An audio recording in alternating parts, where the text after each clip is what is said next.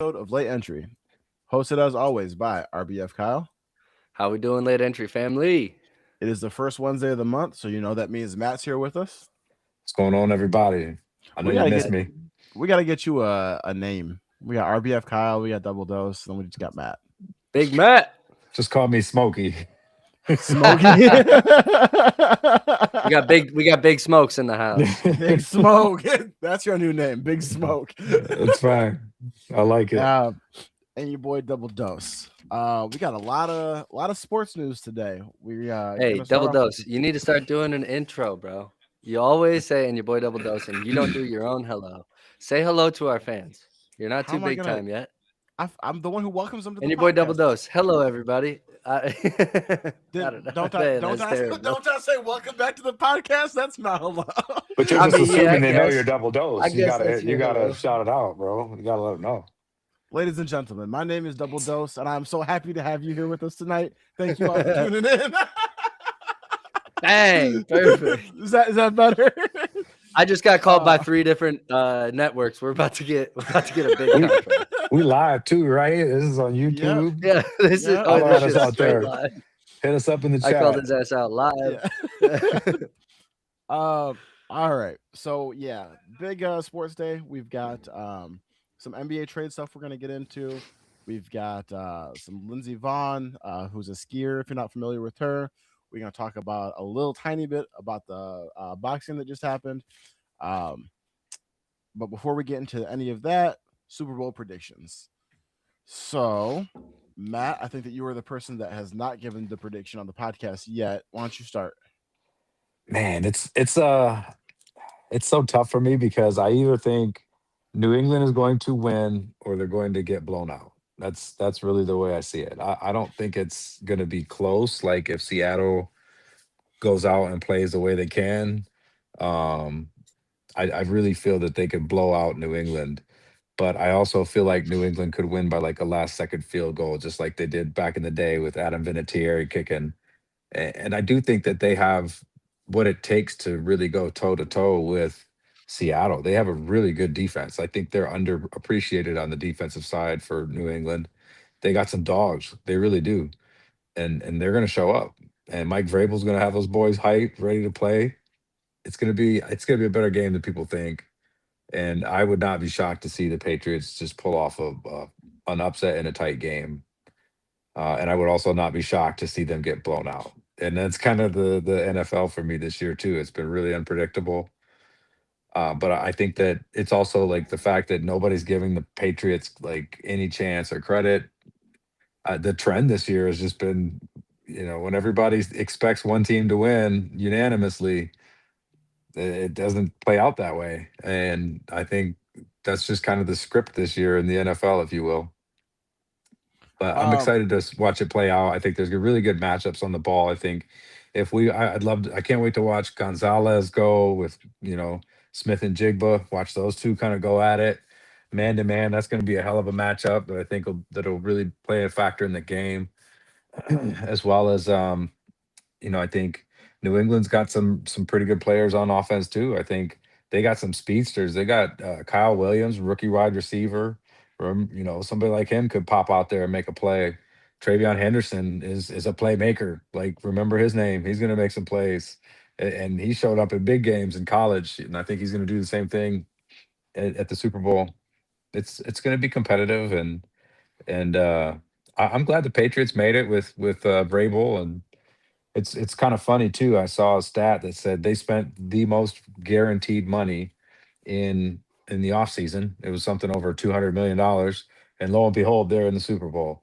And you know who spent the most money in the offseason in 2024? The Philadelphia Eagles.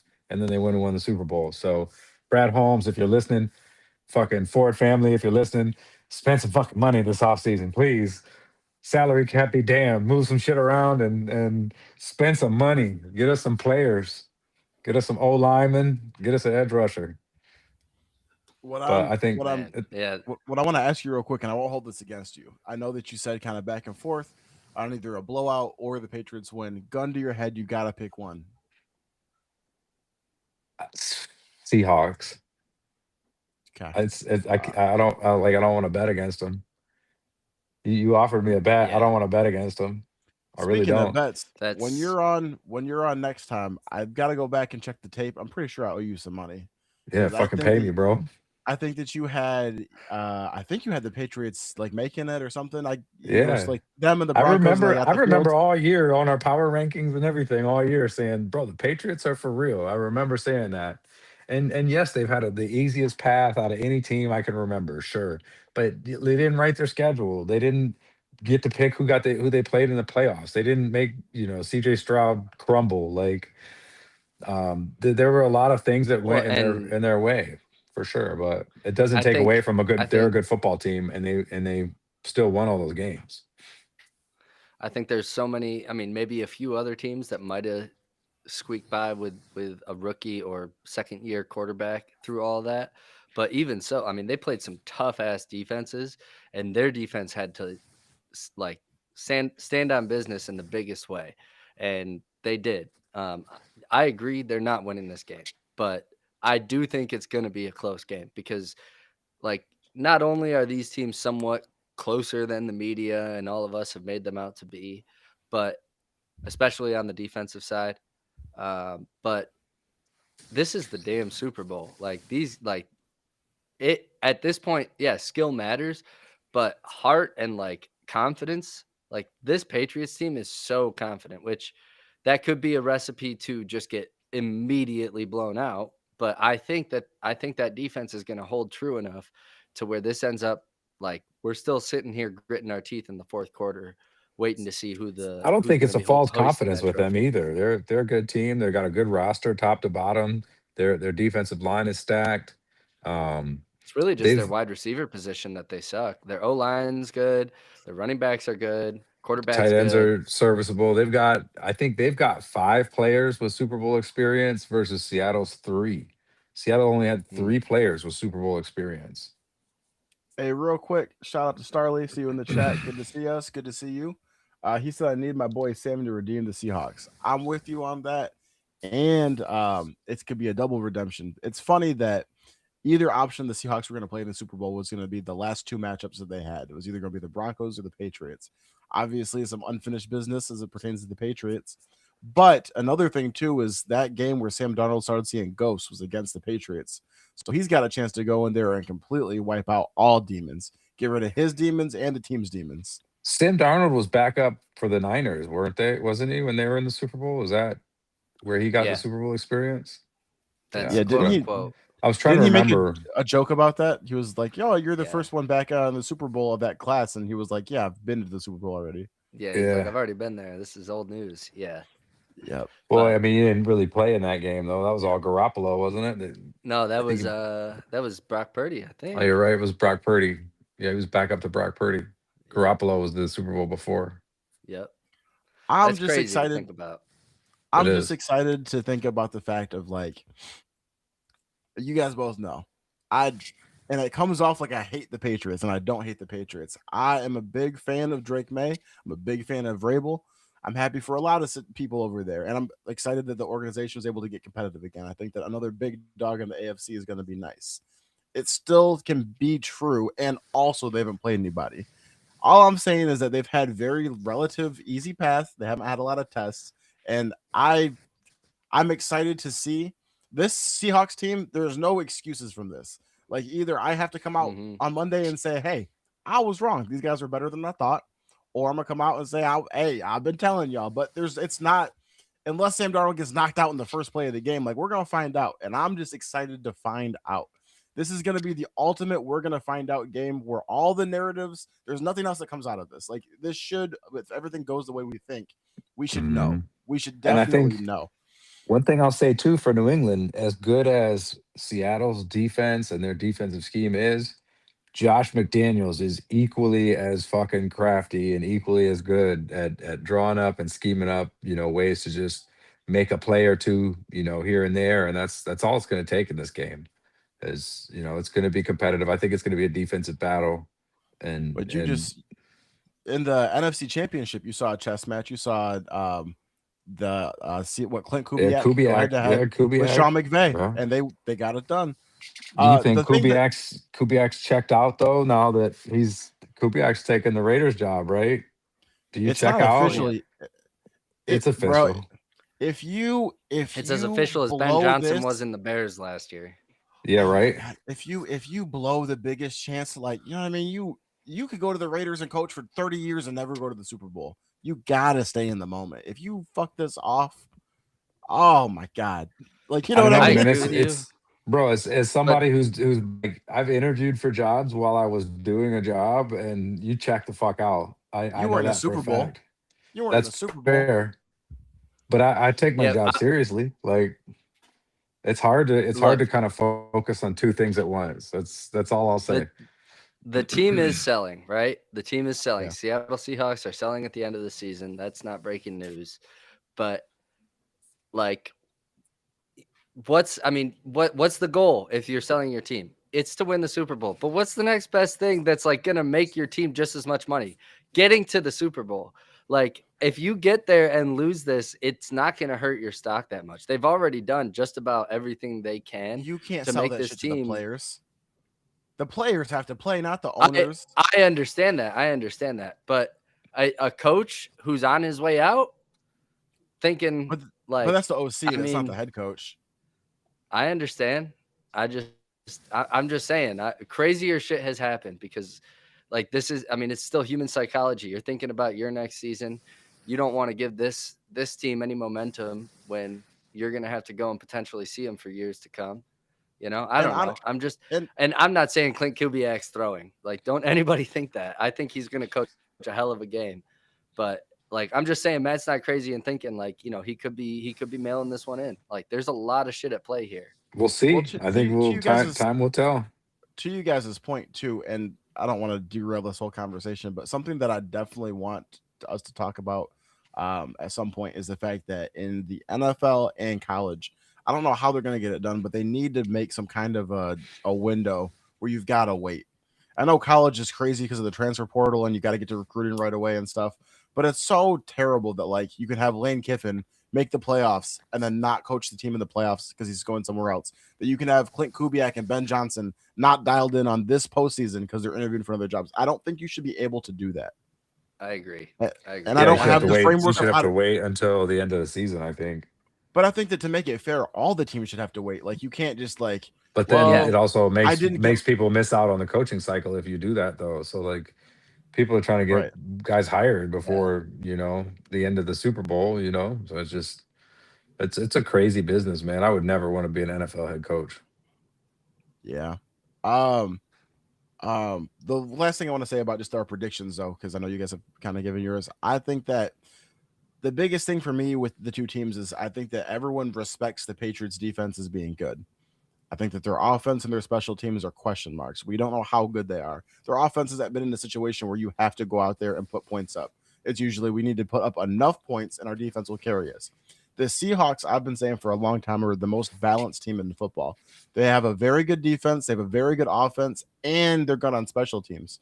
So if the defenses are a push, can Drake May outscore the Seahawks offense?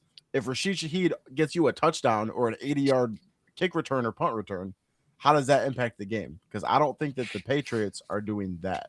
And that's why I don't think it's going to be as close.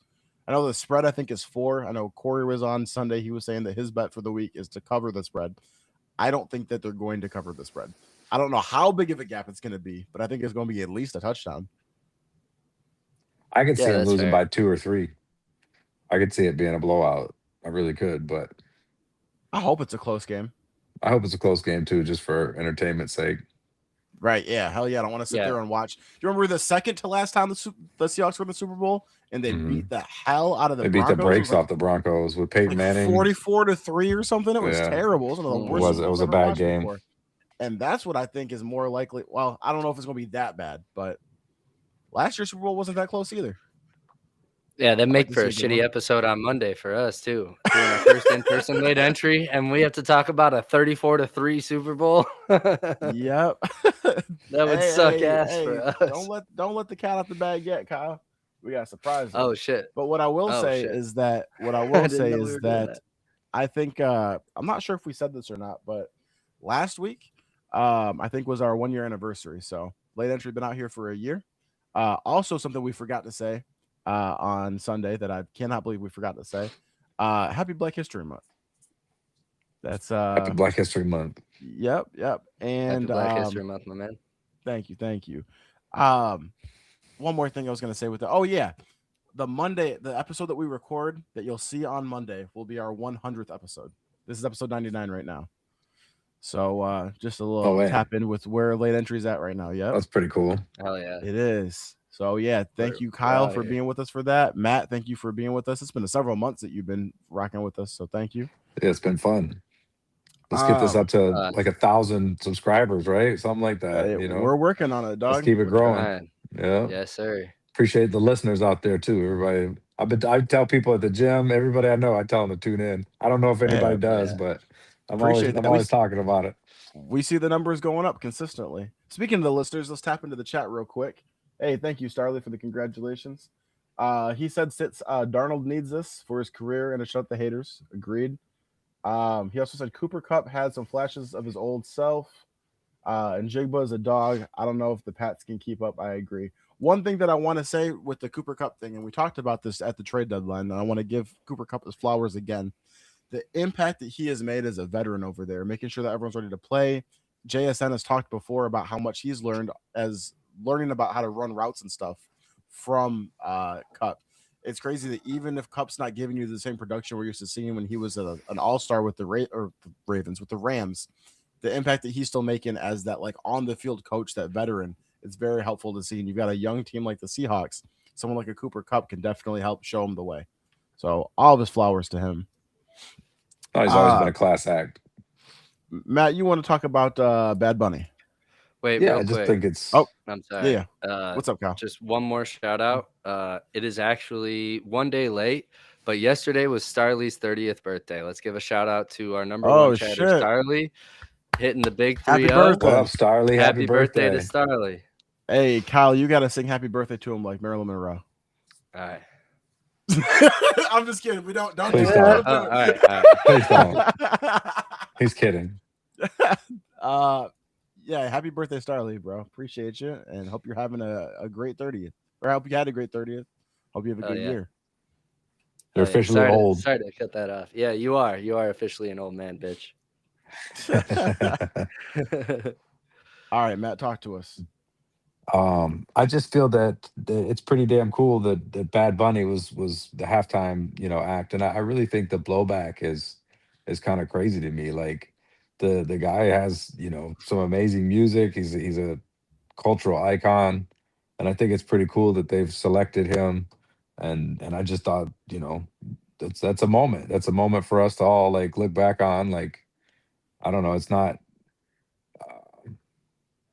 not necessarily Jesse Owens at the 1936 Olympics. You know what I mean? That is not like that heavy, but like it's pretty serious, man. And I think the blowback against it is needs to shut the fuck up.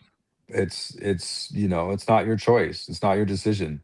Just shut up and listen. Just like you like to tell people to shut up and dribble sometimes. Just shut up and listen.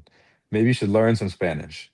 That's the other thing that bothers me about it is like I think one anonymous NFL player came out and said, I don't speak Spanish. Do you know how ignorant that sounds? Like learn Spanish. Like it's not that hard. They teach it in school. You can there's apps called Duolingo. There's different ways to just learn Spanish, and 10% of the world speaks it. So show some fucking respect, and don't act like people just because something's not in English doesn't mean there's not cultural relevance or artistic, um, talent there. But Uh, that's it. I want to. I This is going to be a little impromptu, I guess, debate because I agree with the first half. I don't agree with the second half. I don't think that where we stand right now, this is about to make me. It's putting me in the camp with people I don't want to be in the camp with. But I don't think that I don't think that Americans should be required to have to learn Spanish in America. I think that part of the whole thing with like the way that Americans are viewed as like ignorant Americans is like you just travel to any country in the fucking world and expect that people speak the same language as you. And that's like if I want to go to Italy and want to have the best time, maybe I should learn some Italian. But here, I'm sorry, not American. English is our language. If you come over fucking here, I think that you should have to fucking learn. I don't think you should give your culture up. You can celebrate your culture, Cinco de Mayo, Day of the Dead, everything, but you got to learn how to talk our fucking language over here. I think that it I pisses don't me off. disagree with that, It pisses me off to but an extent where it's like I'll be at fucking work, right? And I'll have a customer come in and they'll speak Spanish to me. And everyone thinks that I'm fucking Spanish and I'm not. And motherfuckers get mad that there's no one here to fucking speak Spanish. You're in the US. You gotta learn fucking English. Don't come in and get pissed off that no one can speak Spanish. We're not in fucking Mexico or Spain. We're in the US. And so like if you're because I'm a that's person fair. that's like But with the Bad Bunny thing, like I'm of the person where it's like I don't have a problem with it. I just know that it's probably not going to be for me. And I'm cool with that. Last year's halftime show with motherfucking Kendrick Lamar, that was my shit. When they bring out fucking some country singer next year, that's you know, y'all people shit or people that look like you, your shit, you know what I mean? Like I think that we all are like it should be everyone America represents all of us. So ever having an artist that doesn't speak to you exactly. specifically, That's why that's people I'm with should be that. respectful to other people's Yes. art. That's the thing Yes. that bothers me Yes. is people are Yes. disrespecting this man's art. They're disrespecting his music. They're disrespecting that culture. And Yes. for the fucking record, Bad Bunny is a fucking American. Puerto Hmm. Ricans are fucking Americans. For those Yes. of you that don't fucking know. So, and at the end of the day, like respect the art. You don't have to like it. Just Yes. let it be. And just let it be. Okay, maybe that's not for me. Country music That's to where me I'm at. is country music Yeah. to me is like nails on a chalkboard. But it's not your job to curate and choose the halftime artist at the NFL Super Bowl halftime show. So shut the fuck up. Just let it be and stop with your social Well, commentary and 'cause it's just divisive. It's just I saw the owner or the president of the Grand Rapids Griffins posted something and he was saying, I disagree with this. I'm not watching this. I'm gonna tune into the Turning Point USA alternative halftime show. Like this is bullshit. Like it just is insane to me that people are like this divisive over it. Like you're going to tune out. And he was citing the fact that Bad Bunny's lyrics are explicit, and it turns out that Kid Rock is one of the artists on the other one. Kid Rock's lyrics are sexually explicit. Like you cannot make these uh, discrepancies when you're literally just drowning in hypocrisy. Like you make no sense. I want to real Um, quick, Kyle, because I want to get you in here, but I just want to clarify my point real fast, just so everyone knows. I'm not against Bad Bunny. That's where I was going with it. Was the fact that like I think that you can. Hey, this was not for me. They scheduled Luke Bryan next year. This just not for me. Cool, y'all do that. I'm gonna watch it. I'm gonna hope that I have some fun, and then we go keep it pushing. But I'm not gonna throw a fucking fit over it.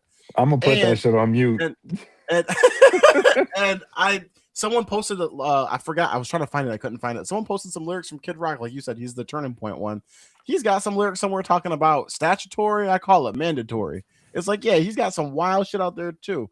But the last thing I want to say with the Bad Bunny thing is, like you said, Puerto Ricans are Americans. There's a lot of Puerto Ricans. I work with some Puerto Ricans, and these motherfuckers are excited about it. He's putting on for all of Latin America right now, and Latin America in America needs some fucking love right now. And so I'm very Also, happy for them to have lastly, the representation. I want to Yeah. add that it's fucking hilarious that these morons like Christy Noem say ICE is going to be all over the Super Bowl. What immigrant do you think can afford the $6,000 fucking ticket to go to the Super Bowl? They're not going to be at the fucking Super Bowl. Like, why does I, ICE need to be there too? Like, it's ridiculous. Like, get them none get of them us out of can here. fucking Well, afford that. I don't think that your yeah. everyday That's what person I'm is saying. Like, the not even the average American can afford that. It's the I this what stuff think is out of yeah, the hand. she was talking. Apparently, she was talking to the 1% of Hispanic Americans or Americans in the world, uh, like that could can afford that. I afford a think fucking ticket. like yeah, that Yeah. could pay the $5,000. And Real honestly, like yeah, hopefully that's not true. Hopefully that's not going down, and there aren't innocent Yeah, I hope Hispanic not. We'll Americans see. that are avidly contributing to this country that get arrested there. We'll see. Yeah, like you said. I do have some Puerto Rican and Latin coworkers, and I got a dude at my job, very big football fan, but he's a Bears fan. Bears didn't fucking make it. So before I left today, I'm like, hey, go Seahawks. He's like, go Bad Bunny. These motherfuckers are excited. I'm excited It's for a big deal. them. It's a Yeah. big deal. I'm excited Yes. for Well, for that's America. It's a big moment, man. It's a cultural he's moment, and very clearly big enough in this country to get this gig, right? Like, obviously, and there are plenty of people that are happy about this. Obviously, there's some loud voices that hate it, but there's plenty of people that are happy about this. There are plenty of people that don't speak Spanish that know his music and listen to his music because literally his voice sounds good.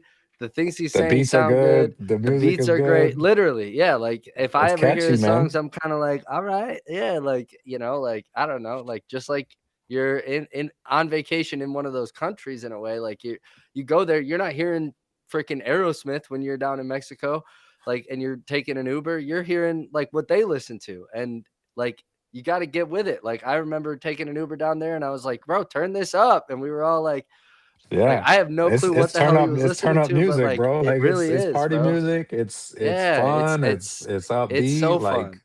So yeah, like to me, I dig it, bro. like even if you don't know Spanish, you should just appreciate, like you I guys said, understand appreciate the about art every and get other it. sentence. I can kind of make out, but and I think it's also like I said, it's good. And I'm not also saying people have to learn Spanish. I'm also just saying like it's smart to learn another language. I think that's a good thing. Sure. Yeah, It's which Well, yeah. Most I other don't think it's countries anything to learn shy away English from. because yeah, they're like, hey, it's smart to know English. Like it's the Western, it's the Western language in a sense. So like Being able to uh communicate in multiple languages actually like wards off like dementia and like mental decline. Like language is a powerful tool. It's a powerful thing, and being able to master and learn different ones is something to be proud of. It's not something to be like, oh, I talk American. well, Like and we can fucking do better than having that. learning more things, you're supposed to want to be an intelligent person. The more you learn, the more intelligent you are. So I being agree. proud to fucking I don't speak none of that, you're ignorant, and you know what I mean. yeah, All I was saying was Yeah, that I don't just think that you should be forced to learn Spanish, but that's no, I separate from agree the. with that. And it's like, and I think people should be comfortable saying this isn't for me without being labeled as bad. But at the same time, no, I agree absolutely. too. I also think that the U.S. is supposed to be the melting pot. We have so many different things here. If you had a K-pop artist fucking doing it, there's a lot Yeah. of people in here that are into that, and it's America's built of all these cultures. So having 5 fucking minutes of you having to get cultured in something else is not the end of the world. I think it's when people are upset because it's the reason you're upset. You can say it's not for me, but if you get upset, that's where it starts getting bad. And the fact that we're gonna have a separate halftime performance because this guy's Puerto Rican, because he's It's gonna speak a little insane. Spanish, that's fucking racism. That's no shit like this has ever happened before. It's just They never Facts, had bro. You can fucking Coldplay. call it They out, never bro. had fucking Coldplay at the Super Bowl, and motherfuckers were like, "Oh, let's go turn on someone else because we don't see Coldplay." It's because he's fucking Spanish, and that shit is bullshit. But what I think is very ironic is the fact that um this presidential election started with Tony Hinchcliffe at the fucking Trump rally talking about, oh yeah, that floating pile of garbage, that's Puerto Rico. And now Yeah, Puerto Rico's got someone at your biggest event. And now you don't want to mhm. fucking watch it anymore. So cry. So cry. exactly. It's just like when. Yeah. Starley said two things. He said music is the universal language of the soul, and you don't have to Woo! necessarily understand the shit to feel it. You can still feel the emotions from the shit. Yep. Um, He said, "Oh, dude, I bet if it was K-pop, people wouldn't bat an eye, especially with the obsession with K-pop Demon Slayer thing from Netflix. That's just because certain races it's okay, and certain races is not okay. You know what I I mean? mean, Kendrick scared some people last year, didn't he? Like people were looking at that like people Oh were yeah. people were uncomfortable with The that last year. And And I loved it. that I was thought for it me. was I fucked with that fantastic. heavy. Yeah, no, it was a Yep. great performance, hell bro. yeah. Like he killed it. Well, He absolutely even killed the it. what was it? The 50 Cent, Dr. Dre, like West Coast. That one Eminem, was the good West too. Coast That one rappers. was good too, yeah. People, there was backlash about that one too. They're like, Eminem "Oh, was on there. too much was happening. I couldn't follow it." It's like, bro, if you've ever listened to any of those songs, you could follow where the Mm. beat was going. Like, if you have a Yep. brain and you've ever listened to those, like, you know what was happening. Well, and I Yeah, think what people just want to hate. I just think in Nobody closing, bitched like about Tom Petty when he sang moments like this "Free are kind of Falling." what move Sorry. our culture forward though. Like that's kind of the cool thing to me.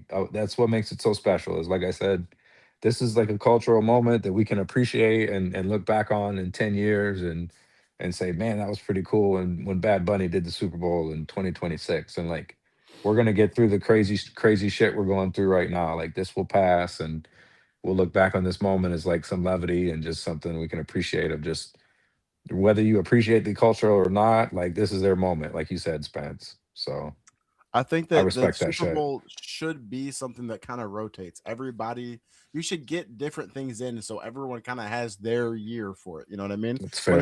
When it's your year, you Take have a fun, turn. you We could take celebrate. turns, right? Exactly. And then We when get it's taught not how to your take turns turn, as shut kids. the fuck up and hang out That's or wait fair. for the next one. Um, Absolutely. let's get into these NBA trades. So, Kyle, I know you've got the. Oh, Go ahead. What's up? sorry. I was just gonna say that Starley wants Kesha next Super Bowl. Like a G6. That's a good. Um, Hey, that's a good pull. That's a good pull. It's a good Sorry. song. Yeah. that's not Kesha, is it? Is it? I think it I is don't think so. No, so. she's I don't TikTok. fucking know. She's your love Nah. is like a drug. Maybe you're right. I don't know. But Um, Anyway, keep it moving. sorry. NBA, Sorry. I was like, wait a NBA second. trades. NBA trades. Where do we Okay, want to Kyle. start? You've got these pulled up, right? Okay. Yes, sir. So let's start with Harden. So, Kyle, why don't you break down the details of the trade? Give us your thoughts. We'll kick it to Matt, and then kick it to me.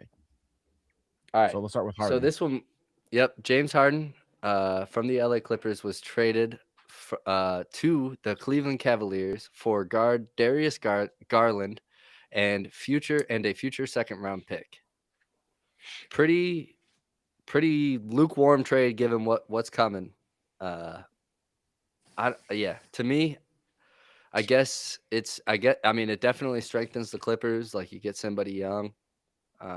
But James Harden to me, like, I don't know. He's not helping any team that much. That being said, I heard that he and who was it?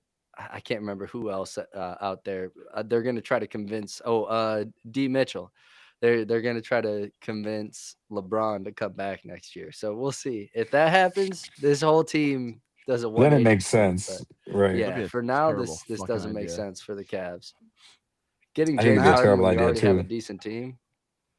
I mean, I think with this one, I think this was definitely a loss for Cleveland. I don't know why you would trade a young player like Garland away for Harden, and like Harden's what, 36, 37 at this point in his career. And um I mean, he hasn't played well in the postseason at all the past 4 or 5 years. I mean, he shot like 20, I mean 25, 30% in the postseasons over the past 5 years.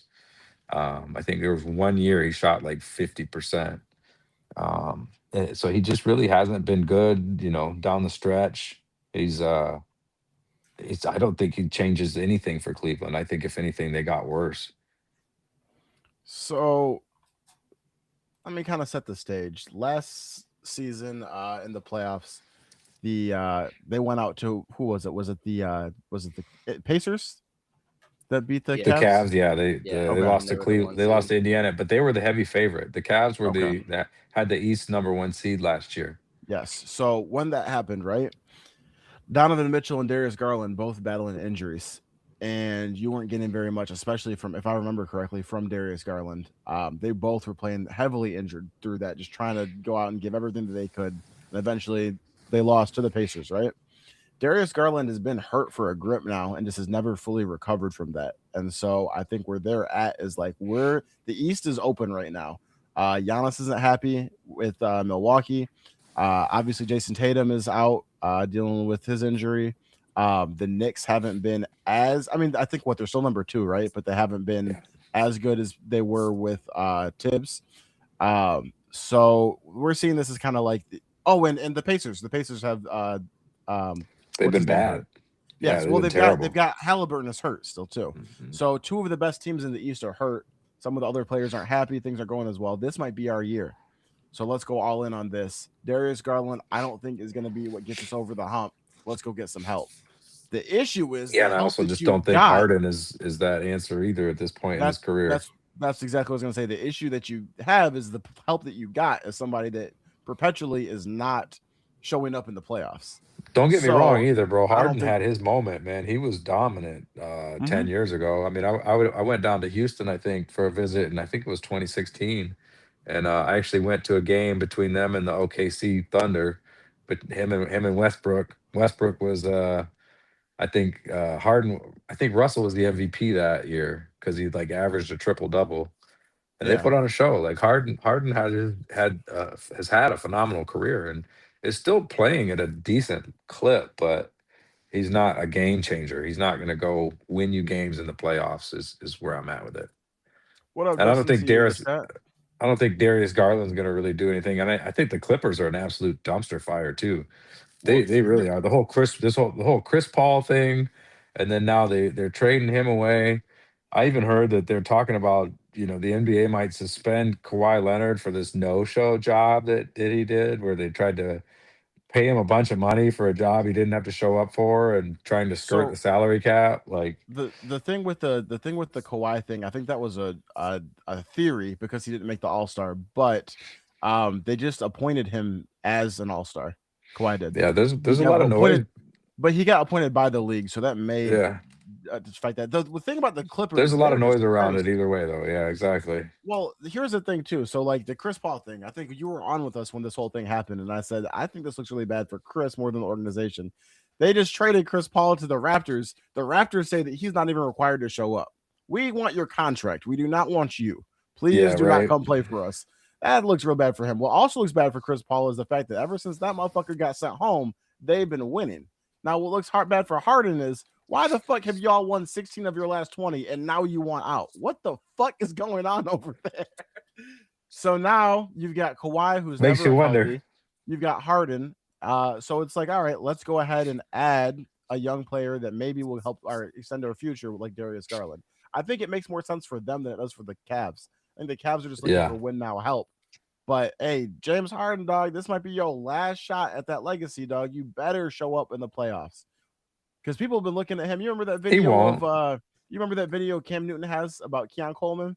You're supposed to Yeah. be our number one, and you're playing like a bum. That's where we're at with James Harden. And you just Right. forced a trade out of a team that's been finally winning. So when it comes playoff time for the Cavs, you better show your ass up, James Harden. We'll see. I'm more Kyle's interested muted. also in the Anthony Davis. What a disaster that Luca trade. Now you trade Anthony Davis less than a year after Yep. that, and then Yep. they yeah, but shit, they got a haul for him at least though. I think they got 2 first Yeah. round picks, like 3 Yeah, second round picks. I think Kyle's I got got the. Yep. Hey, I got the specifics right here. Did your headset switch? Did your mic switch? I think it sounds different. No. Oh, okay. You sound like way Nope. louder. I just muted and unmuted. I might be sitting way too close. That's okay. I turned you down. You're good. Hit us with the breakdown of the trade. This is the Anthony Davis one. Yeah, Anthony Davis traded to the Washington Wizards with D'Angelo Russell, Jaden Hardy, and Dante Exum.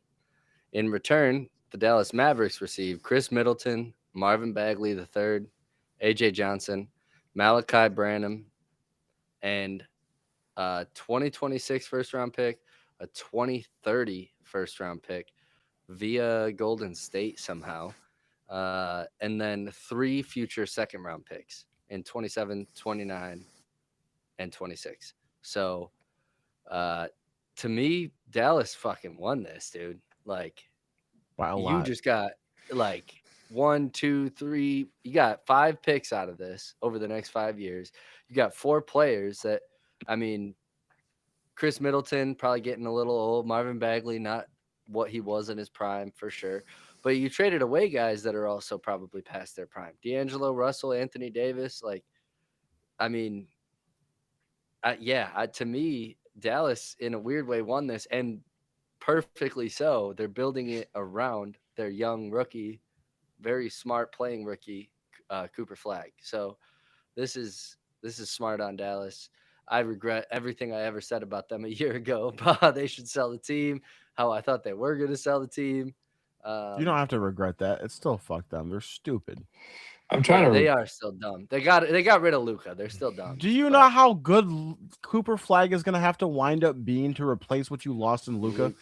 Yeah, true. Imagine you could. I I think he mean, is that good though, but that was just pure luck. That was pure luck of them getting that number one pick. And I Right. mean, Anthony Davis is what, 32? And they just I don't know what the Wizards are doing either. But they got Trey and Anthony Davis, but like one of them is going to always be hurt. I mean, the two of them I are probably going to play 20 games together the rest of the year at like on the court at the same time. Like you just know like one of them's going to be hurt at one time or the other. Probably more than likely Davis. He's just had such a history of injuries in his career, and oh yeah. then they're going to have a tough future with for what they just gave up. We talk about poverty franchises. This Yeah, is two of Wizards. them. Yeah, well, like we just kind of alluded to, the Mavericks got bailed out with getting Cooper Flag and with being able to offload AD to be able to undo one of the worst sports decisions that has ever happened in the history of all sports. Only thing that's I think is even comparable to this is Jerry Jones firing Jimmy Johnson. Even something that's even in the stratosphere of that, of just giving away Yeah, them one of the trading away best Luca was players for nothing. a giant So blunder. they got bailed out from that. But the Washington Wizards, what on earth are y'all doing over there? First of all, shout out to Chris Middleton. He got freed from the unction. All the old players over there got sent to die. He's out. He gets to go try to win. Poor Anthony Davis. I'm going to talk about his play and his availability in a second, but I feel so bad for you to be like with the Pelicans, get out, go to the Lakers, get to shine in the purple and gold, get to play with LeBron, get to win a ring, and then you just got in the middle of the night sent out for something you had to do. Because if you get Luca, you got to make that trade. But now your ass gets sent from Dallas with Cooper Flag and Kyrie. You get shipped over to the Wizards. He is having a horrible time, and I feel so bad for him. But that aside, the Wizards, what are y'all doing? What do you hope to accomplish with Anthony Davis and studying that much for him, all these firsts and seconds? When At has 32 AD years ever? old. When Yeah. has AD ever been the guy that's going to lead you through a championship run? Even when I he could was with the see Lakers, even when I he could was with see the him giving Lakers, up for they this were much talking about for him in his prime, but not at this point in his career. That's insane. even in his prime when he was with the Lakers. Every day it was like, bro, can you show the fuck up? Can you actually have played that well through 4 quarters, not through two? Every day, and I love Anthony Davis, but I used to be pissed. I'm rocking the LeBron right now. I used to be mad as hell watching. I'm like, bro, play. And I understand that against Yep. Jokic, it's like, damn, there's not much you can do. But some of the rest of it is like, so I don't. What I don't understand is how Cleveland and Washington look at these two players in Harden and AD and go, that's what we need. And I don't know how Washington, who has fucking nothing, who should be acquiring assets like first round picks to get out of this fucking hole, is like, let's go all in on Anthony Davis. Well, What sense does that make? Washington just traded for fucking Trey Young like 2 weeks ago. I forgot that happened. And it Damn, me still too. means nothing. And it still means It, nothing. it means nothing exactly, and they're still gonna it's suck. still the Like unction retreat. It's still the unction retreat. Do we have any faith that is what's his name? The other don't they have another guard there? CJ McCollum, isn't he still with them with the Wizards too? Or did he get traded? No, he's with the Hawks. He's with the yeah, Hawks for he that was in trade. that trade. So Yeah, do we honestly believe that Trey Young, Anthony Davis, and the Washington Wizards are gonna make some shit work? I mean, if they're on the court together, yeah, I think they're going to be really tough to guard in the pick and roll with that combo. But that's really the question: is just if they're going to both be able to play at the same time is really what it comes down to. Well, if 'Cause Anthony Davis is gonna be so fucking good at that, why the hell did they not keep him out with the Mavericks? In the West, where you've got to play against fucking Shea. I'm sorry, not Shea. Chet Holmgren. You got to play against Wemby, and you got to play against Kevin Durant. If Anthony Davis is giving you what you think he's gonna fucking give you, why they get rid of him? from Dallas's perspective, Yes, don't they that's how have you another should. young? They have another young center, I think, on the team, don't they? Look, I mean, regardless Gafford of or Lively or that, whatever.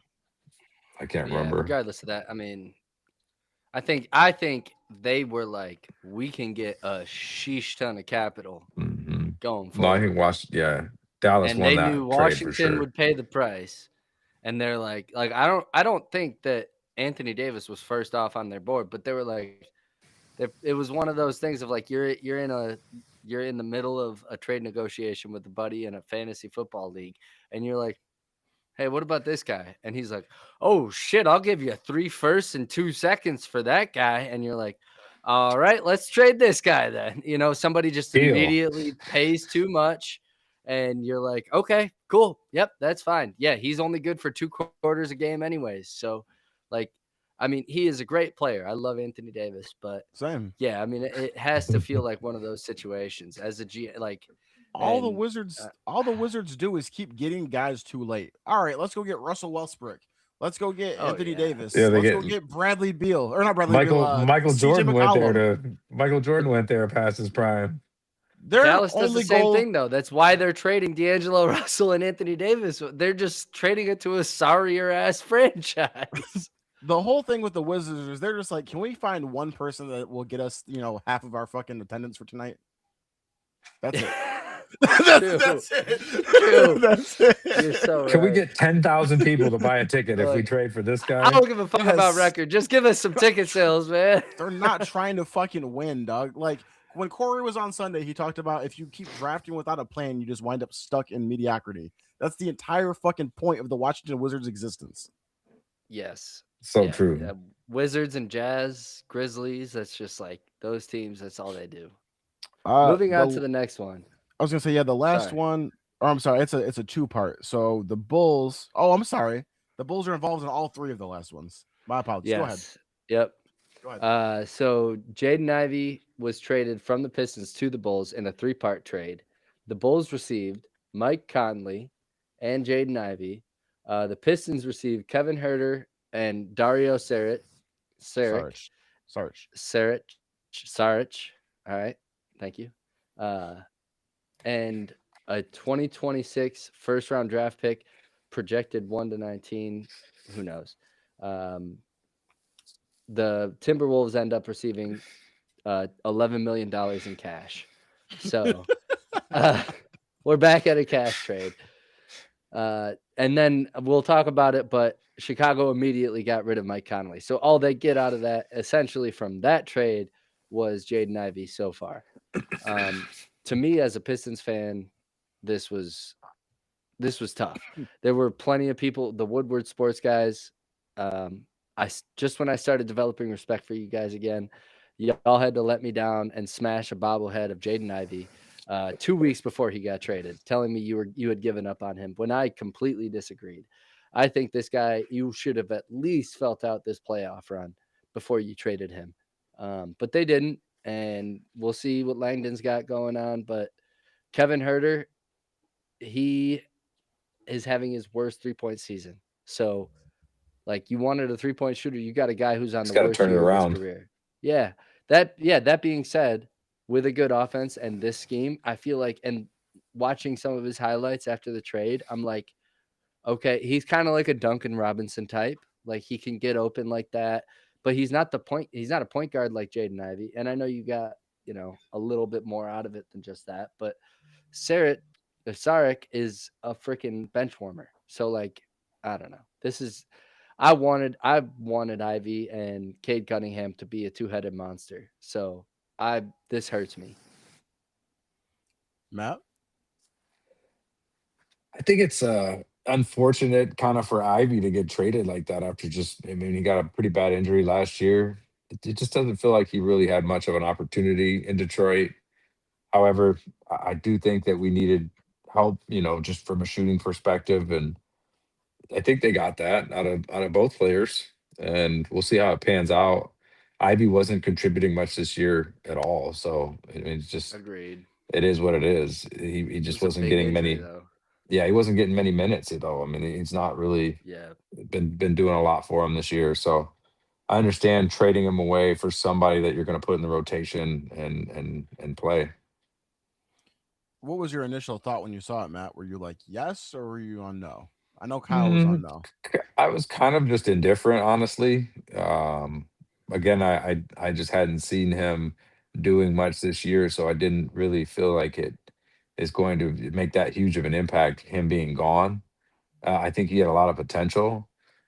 And I also just feel that we've been one of the worst shooting the three in the league.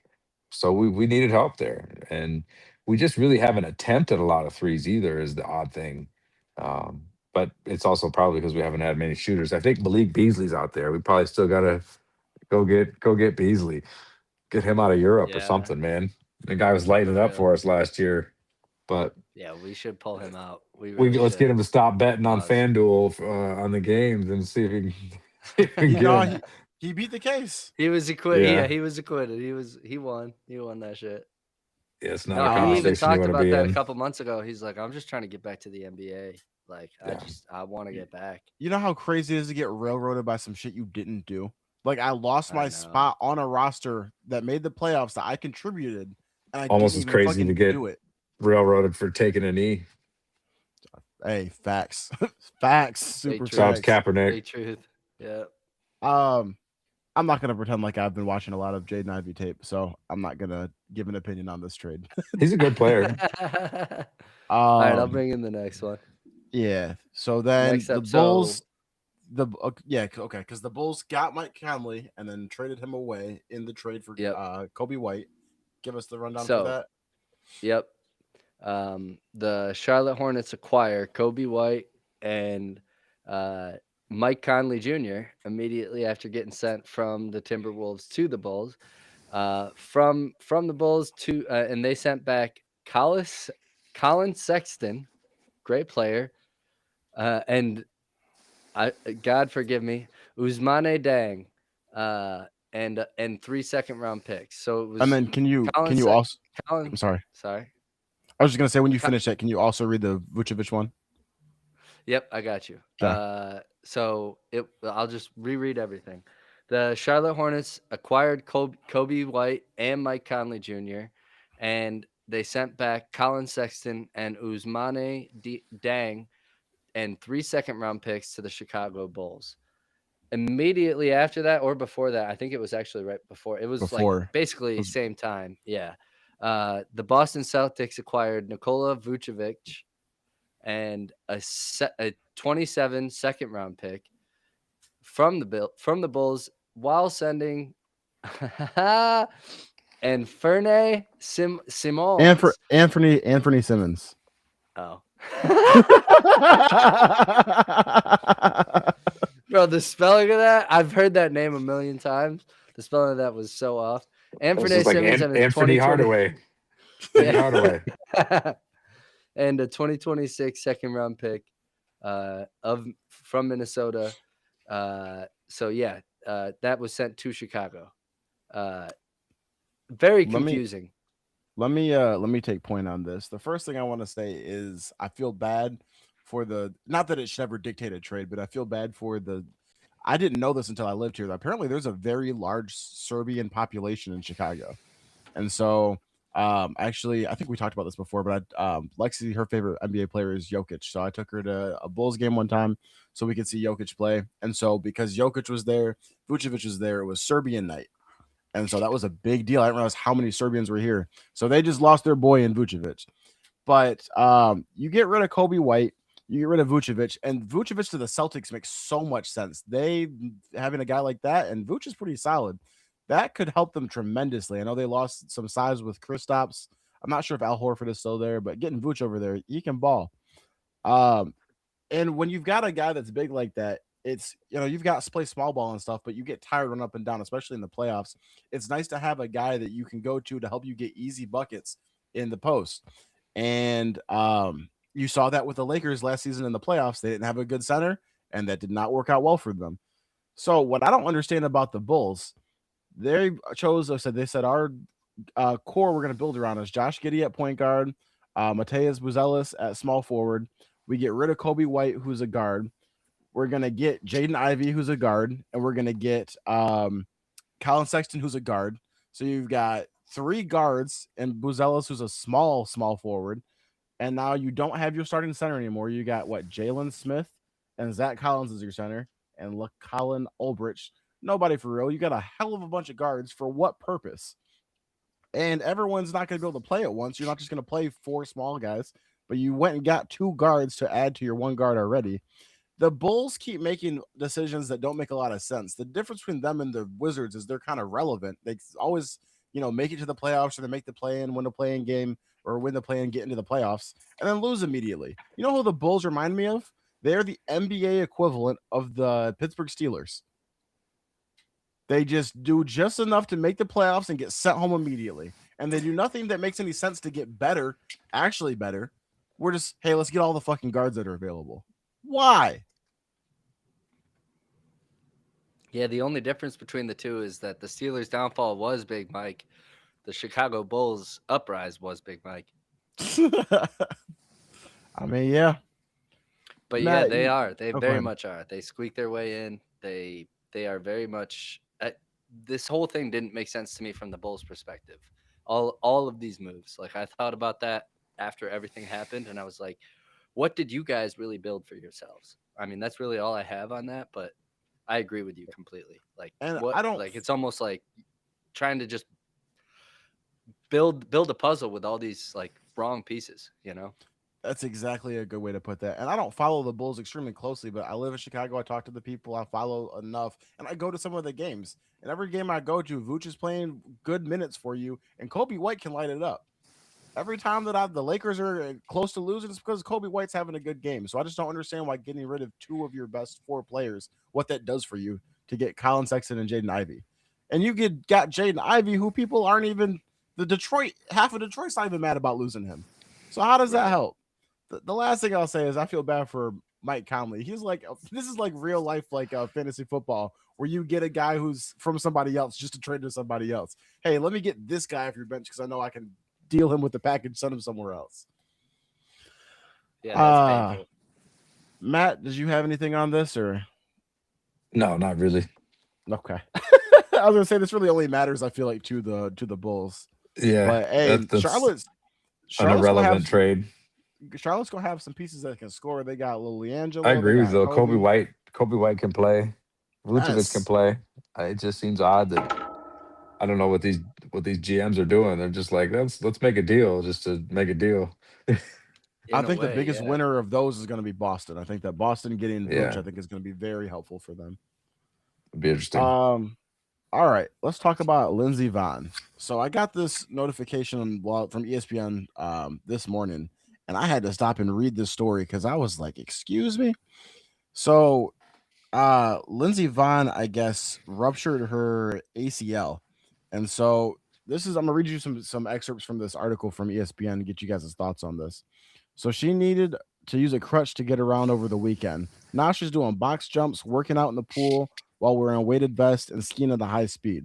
She's 41 years old and she's desperately trying to still compete in the Olympics this season with a ruptured ACL in her left knee.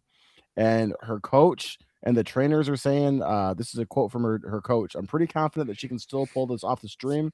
I've got no doubts in my mind that this is going to be okay." And so they're just talking about the surgery has not been discussed. She supposedly has no swelling, no pain, and just keeps working out. And they're still planning on doing it. Um, I don't know if maybe skiing is different. Maybe I'm just ignorant from this. But oh, excuse me. She also has bone bruising and meniscal damage in that knee as well. But yeah, I'm not sure if I'm ignorant to this from watching football or from what, but when we see a football player get a torn ACL, that's the end of the season. I've never heard of like, all right, slap some skis on it and go downhill fast as hell. Maybe it's because you're really kind of stable, I guess. No, How did so when she? you ski, you're still. How did she get the injury though? Did she get the injury from skiing?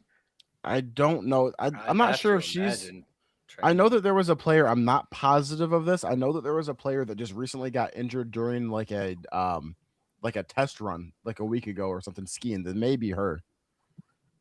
So Um, I mean, I've torn my ACL. I've done it twice. It was just high school football injury, and it's contact, not not. contact. Yeah, it was contact. It took the first time was, and then the second time was just we were out like doing drills, and I was just running, and it was popped like a non-contact thing because it was probably only 6 months after I had had surgery to repair it the first time, and I was 16, 17, I think at the time. So I mean, I healed up quick, and I thought I would be fine, and then I tore it again.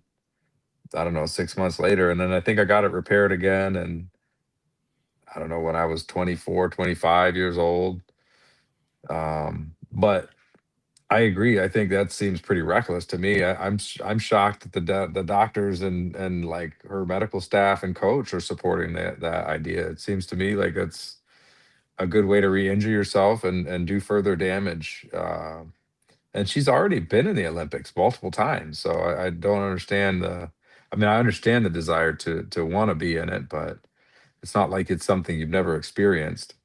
And personally, I don't really care that much for the Olympics anymore. I don't really pay that much attention to them either. Like, that's just my What? opinion. It's just not that interesting to me, especially not the Winter Olympics. I'll watch basketball. I'll watch the basketball games in the Olympics, but gymnastics is cool, some of those things, but some of the sports just don't interest me that much. I Like I said, uh just my I personal love opinion. the Olympics, but yeah, I get it. I feel like for me, like the Olympics is like the most, as a Black American who's got some obviously some deep history with this country. I feel like the most patriotic that you see me is with the Olympics because it's like, hey, we're all unified. Fuck all these other countries. That's you gonna see me out here looking like a Republican. Go America, rooting for everything, ruining my red, white, and blue. I'm hype. I don't care what it is. More summer than winter for sure. You know what I mean? Like I want to see the Yeah. basketball and track and field and stuff like that. But I'm with it for sure. I like it. To answer your question about further damage, another quote from the coach. She's not 20 years old. She's 40 years old, and we're not looking at anything past this year, anyways. Obviously, there's some risks to just be able to even ski at the level she wants to ski at, and nobody knows 100% what's going to happen. But all the right markers and factors are there for us. It's a pretty decision to keep moving forward. Man, I feel like this is writing on the wall for Recipe for disaster, bro. a terrible injury to take place on And international yeah, TV. obviously don't wish that on her, but And I no, I no, same. don't think it's Yeah, gonna be good. I We'll could, see. yeah. The And the like impact, also, the impact of competition versus training. well, It's that's night the and day. thing too, Kyle. It's like, are you gonna be competing at your best level without an ACL, without Right. half of your fucking knee ligaments, or a third of your knee ligaments and meniscal damage, and you're not gonna be competing at your best. Why Not would you on day even 3. why would you even Maybe. put yourself out there? Like Yeah. I don't get that. Yeah, you might be Okay. able to hold it up for a little while, but like I don't think you're going to be able to stay to sustain this through a gold run of ages. My knee's still fucked up. Like, trust me, fucking 20 years later, it's it's like arthritic. I have like it snap crackles and pops and stuff when I like Yeah. squat down, and it's I don't know, Lindsay. Sit this Let one me out, girl. let me bring you 2 points of perspective from this. On one hand, if she's not competing her best, are you taking away a spot from someone else that maybe could perform better? That is a valid Yes. question, I think, to ask. But Yes. here's the other thing though too, right? She's 40. They're talking about we're not looking past this year. How many athletes in every sport, especially contact sports, let's look at football, go through injuries to try to give it to even make it to play the end of the season? Matt, we talked Oh, I about understand. Like I the said, I linemen. understand the desire. Yeah, but I'm saying like, you know what I mean? If this was in football and you found out like, wasn't there a football player that played the Super Bowl with a broken leg? Yeah. And lots of times shit like that Derek gets Carr played a game with the broken vertebrae. Yeah, I Kobe. think it's Kobe gets so much credit for shooting those free throws with the ruptured Achilles. Like I feel like in lots of other situations we look at this and commend the person for like, hey, that was the for bravest, the most like you toughness. said, fuck the pain. I'm out here to do this. I'll put my body through whatever because we're gonna get through it because I had worked this hard to get here. I can't falter for that. I Agreed. can't either. But Agreed. my I advice to am her is just sit this one worried. out. Yeah, Yeah. I agree that I can't. Like, and if it was me in that position, and I'm at the top, like I'm at the top of my game, I've been one of the best for a long time. Like, and I got one more chance. I'm not letting some little fucking knee hold me back. Like, I'm gonna go No. compete. So, The I get closest that. the I'm closest just thing worried about her, man. I'm just worried that something bad is gonna happen. That's all. the closest thing that I can relate to this, which is a nowhere close the same thing, is when I was a senior in high school.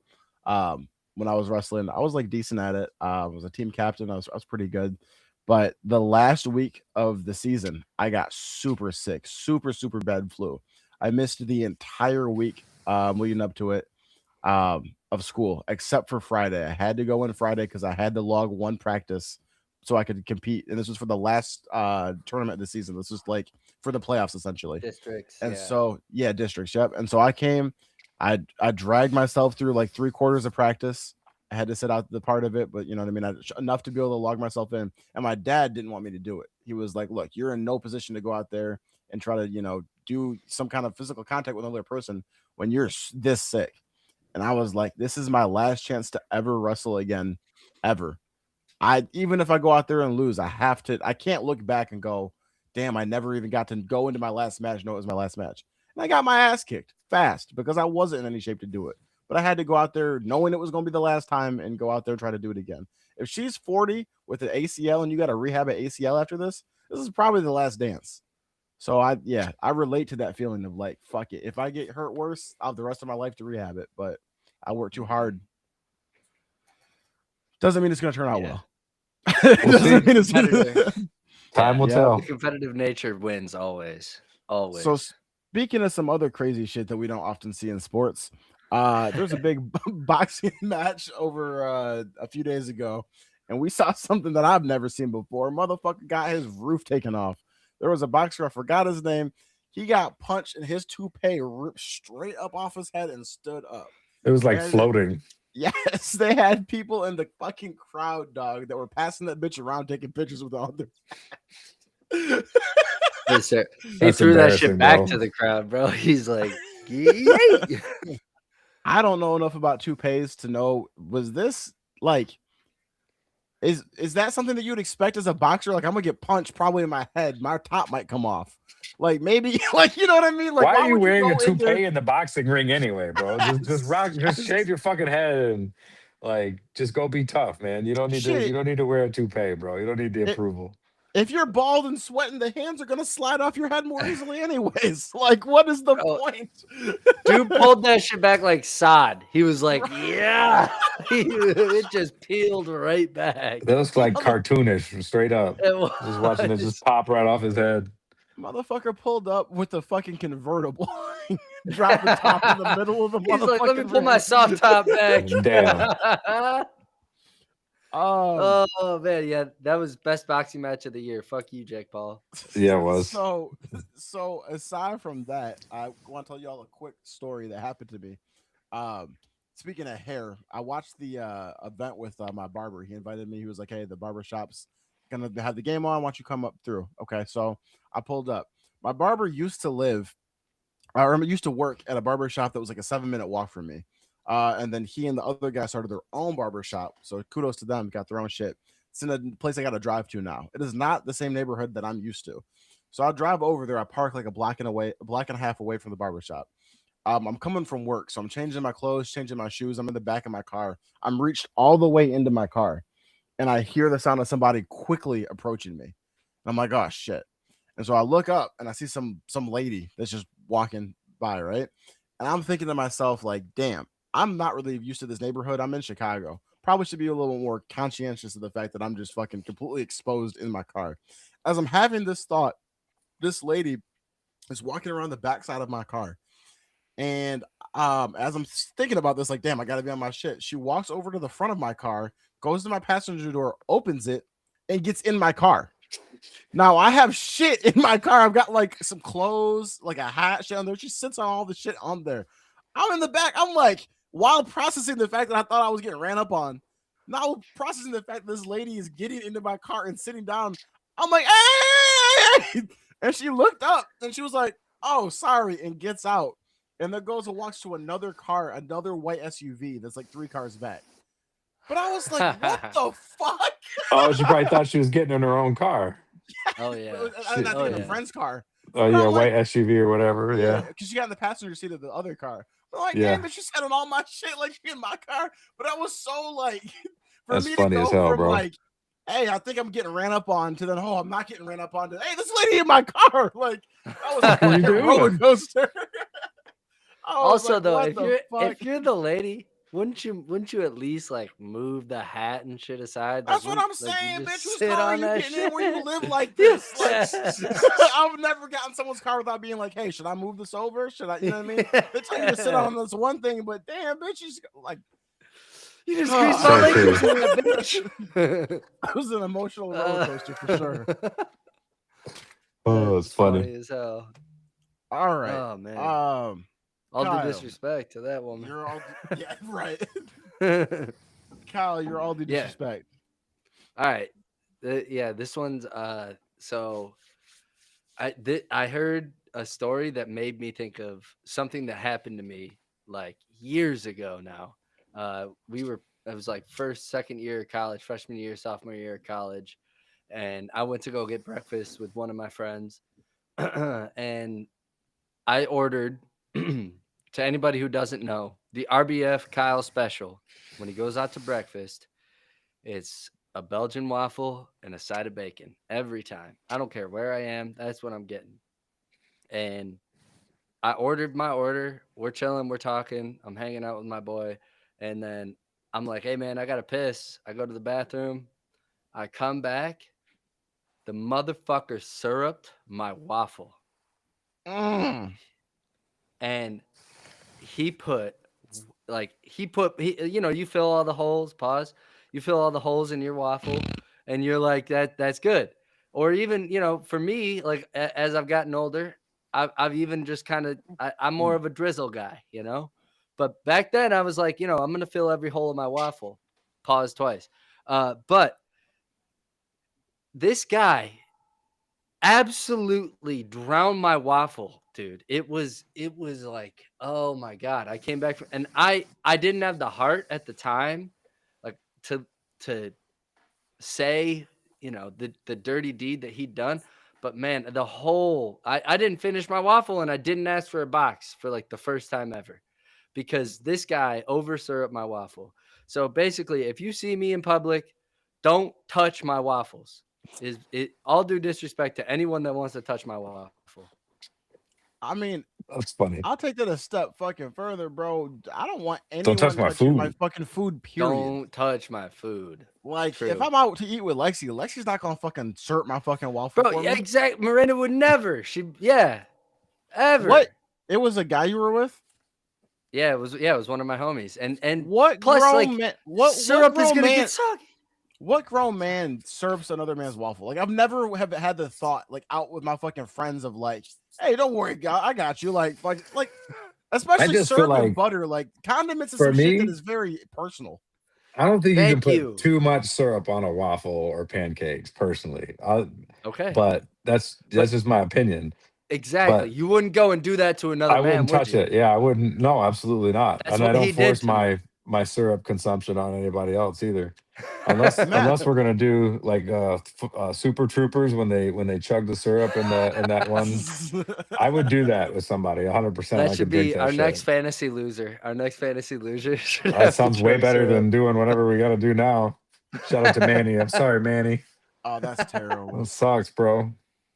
Matt, I mean, let me ask you a question to continue this. You actually have a daughter.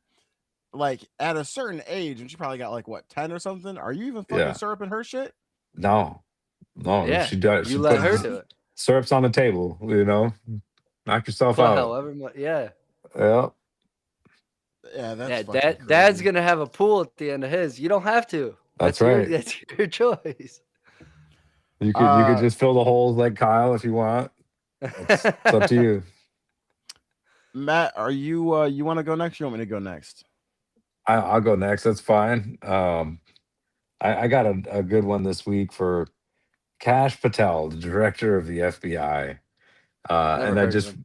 have so much disrespect for this guy for so many reasons. But number one this week is he was on under oath, and he said that there was no credible evidence this week that Jeffrey Epstein trafficked minors and trafficked women, which I think goes against all the information that has been released in the Epstein files, and there's still more that has not been released, and also the carelessness and the lack of respect to the victims and the women now and young women that talked about their experience at risk of their own safety, at risk of their own peace and peace of mind. They released images that were unredacted this past week. So that means that they released images of people and showed faces of these victims after that they were promised that this would not happen. Uh, the incompetence on display by Patel is pretty staggering all the time. It makes me very nervous that this man is actually in charge of the FBI. And additionally, the way they're blocking investigations into the ICE shootings in Minnesota and Minneapolis. Anytime a federal law enforcement officer gets involved in a shooting, it is immediately the jurisdiction of the FBI. And the FBI just appears to be a puppet of the president, as well as the Attorney General Pam Bondi. She can get the all due disrespect too. But both of those people are just unbelievably corrupt to me, and completely going against everything that their job should stand for, of being independent of any political figure. And that's really just kind of where it all stems. It's just the level of corruption on display, the level of just gaslighting that's taking place right now is unprecedented and unacceptable to me. Um, so I've taken to calling and complaining to my congressman, Bill Huizenga. Their office is getting very familiar with me, and I'm calling and complaining to anybody who will listen, anybody that's in Congress, and we should all be demanding better from our lawmakers right now.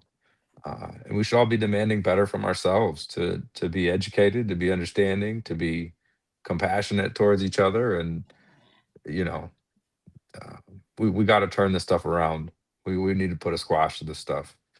Uh, Matt, why don't you educate the people watching us? You said that you're talking to your representative. How can someone that's watching, if they want to do that, how can they find out who they need to call? Google is really all you need to do. You can just Google who is my state representative if I live in, Portage, Michigan, or wherever you may be. And that will give you a list of both your congressmen, your House of Representatives, and your senators. And you know, it's real easy to call them, and they have staffers that answer the phone, and they will take notes. They're supposed to. That's their job, is to talk to you and take your feedback to those lawmakers. And if 1,000 people are calling them every day and causing them headaches, they're going to respond. And we're at a turning point. Like, you can feel it with MAGA. It's crumbling because it's always been built on a house of cards, and it's always been built on lies, and that you cannot stand on a house of lies, on a house of cards. It will always crumble, and it'll hold up for a long time. It'll hold up as long as it can, but it won't stand the test of time and truth and the resolve of people around the globe, really, even and all over America this past week has been huge. So even the past month, honestly. So, and then all due disrespect to Cash Patel, Pam Bondi, for covering up the Epstein files. If people are fucking pedophiles, I don't care what party you're from, you should be in jail. Like, if you're molesting young women, girls, and trafficking young girls, like, you should be in fucking jail. And I mean, I don't have to think about that stuff for very long. Like, I have a daughter. Anybody who's a dad out there, you don't have to think about it very long before you get mad and angry about that shit, because that could be your fucking kid. Don't get it twisted. Like, these people are fucking sick, and I don't care how rich you are or how powerful you are, or even if I agree with your political beliefs, you got fucking problems, and you should be prosecuted. You should go to fucking jail. And this cover up is unbelievable, but it's the most powerful and richest people in the world. And I mean, everybody's on this fucking list. It's pretty Yeah. insane. Yeah. Um, this shit is crazy too, and I feel like the fact of like how long the Epstein thing has been going on for, that I think it's like gotten to the point where like now there's jokes about it and stuff like that, and the whole thing with Drake and Kendrick and him calling Drake a pedophile and stuff. I feel like it's kind of lessened people's thought of like what that is. And as like I'm not a person, I don't have kids, I don't have like a lot of in my family like nieces and nephews. I haven't been around a lot of kids in my life. But over like the last Christmas, I was with Lexi's family, and Lexi's got several nieces and a nephew, and I think it's like 9, 6, and 3 or something like that. And I was with them watching them unwrap presents and stuff like that, and that thought popped into my head, and I was like, "You've got to be one of the sickest fucking people on earth to look at one of these fucking kids here and see And fucking them." sexualize them. Yeah, that's fucking sick. Like that You shit got made my problems. stomach fucking turn. And it's like if you've got fucking kids in your life and you fucking look at those fucking kids and see how fucking sweet and innocent and young they are, Right. everyone needs to have a fucking problem with the fact that these people are out here free still. That shit is Right. disgusting. If we can't protect our kids in this society, like what fucking good are we? What are we doing? If we're not like, and it's the same thing to me with school shootings and the lack of action around any sort of like gun law changes and gun control. Like why can you fucking buy an assault rifle before you can walk into a bar and buy a beer in America? That makes no sense. Yeah. Let's get the 18-year-old guys drunk before we get them before we put fucking AR-45s in their fucking hand, AR-15s, whatever they may be. Yeah, So, no, Yeah. I agree, and I mean, yeah, it's just so sad that people are anybody would think this way, obviously, but um, yeah, I mean, like everybody has, like, even so many perpetrators have kids, man. They're so like they've been so sick and twisted through to so much, and they've honestly, I think so many of these guys, especially in this situation, they've gotten away with so much for so long that they don't even know not that that writes it, like, but they don't even know what's right and wrong anymore until all of a Mo- sudden all this shit starts kicking back and they're like, oh, like, yeah, it's so asinine that it had to come to a complete and national, like, overhaul yeah, it's before become this crisis. before we even hear the And like the conspiracies, like, let alone get the results, like, let alone yeah. get people behind bars. But now all we have is like people who we think did it, like, or who we're pretty damn sure did it, but they're still just able to Well, the make music or information and keep acting in yeah. movies or whatever that, or be the fucking president. Like, And the it's facts are just out there and the facts are being withheld from us. yeah. And that's the absolutely. fucking problem. And they're actively doing that. Yeah. I think these ICE shootings have brought a lot of people on both sides together in a way of like everybody realized whether, no matter what side you voted on, you were like, oh shit, yeah, we're being lied to. And started to like I think that brought on a whole new, and then it also brought on obviously the other side as well, yin and yang. But Mhm. I think it did bring a lot of people around to the idea of like, all right, like this Well, and shit's getting fucked I up. think it also is the racists are the minority. Like virtue is more common Yeah. than I think racism than and hatred. Like I think the average person, I don't know, maybe call it 60-70% of people just wants to be okay, just wants their neighbor to be okay. Like they don't want to Yeah. see people suffering. I would And even say then higher than 70, honestly. maybe I hope so, man. And I think there's a lot of I hope in don't me that agree. there's a lot of hope in me Fair. in society. I'd say 60% because what did Trump get? 52% of the vote or something like that? Like it's, but you have to Yeah. think of all But the people that just I sit think out on the there's sidelines and don't vote. Just because you don't vote, well, doesn't mean you're supportive of things that are happening or racism or these, whatever other things that might be pushed by this agenda. But I think a lot of Trump voters on this election were people that just wanted something different and were being pushed this narrative about Biden that was yeah, destructive. And then Trump came out on his P's and Q's for 6 months, as good as he could, as stupid as he still looked. He made himself appealable to certain people. and then he's just been unhinged ever since. Dude. Absolutely. Apparently, he shit his Absolutely. pants in a press conference earlier this week The too. I don't know if video you for guys that saw was that. crazy. That video was Yeah. crazy. Um, Oh, that's so I don't. funny if that's true. It sure We're looked like gonna. it. We've got some breaking NBA news that we're gonna wait. We're gonna cover that as soon as we finish all due disrespect. Because I've got three actually. I'm gonna empty the clip. I don't. They're not gonna be relevant by the time we come to a week from now. So I'm gonna have to get all three of them off now, and then we'll hit this NBA trade shit, and then we'll go to questions. But my first of my all due disrespects is for Elon Musk and fucking what's this guy's name? Steve Tisch. So Steve Tisch is the chairman, co-owner, and executive vice president of the New York Giants. He came out. He was on the Epstein list, and Epstein was recruiting women for Tisch, um, through email. And so I'm gonna read you just two excerpts from these exchanges. Um, in 2013, Tish asked Epstein about a specific woman. Epstein responded, Tahitian, speaks mostly French exotic. Working girl, Tish wrote back, never. So I would assume a working girl would be someone that is in the sex worker business. So No, never is implying the fact that the people you're providing are not people that are right. doing this for their job. That's strike one. Strike two, um, where is this at? I thought I had this. Apparently, I don't. But one of the things they were talking about was how to manipulate one of these women that they had. They were talking about Epstein was trying to convince her not to go back to Ukraine. And was talking about Tish was talking about getting her crying worked.